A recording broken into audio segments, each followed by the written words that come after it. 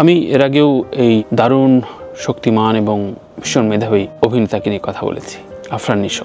আফরান নিশো যখন পর্দায় অ্যাপিয়ার করে, তা নাটক হোক কিংবা সিনেমা, ওই চরিত্রের সাথে যে নিবিষ্ট থাকা এবং তিনি যে ব্রিলিয়ান্ট অ্যাক্টর সেটি নানানভাবে বুঝিয়ে দেয়। নানান ইন্টারভিউতে আফরান নিশো বলেছেন যে তিনি হুমায়ুন ফরিদীকে গুরু মানেন। হুমায়ুন ফরিদীকে গুরু মেনে চলা বা ফলো করার ক্ষেত্রে অনেকেই কথা বলেন বা আমার সাথেও কথা বলেছেন। যেমন আমি নাম ধরে বলতে পারি আনিসুর রহমান মিলন, শহীদুজ্জামান সেলিম, তার খুব কাছাকাছি সমসাময়িক তিনি শাহিদ আলী।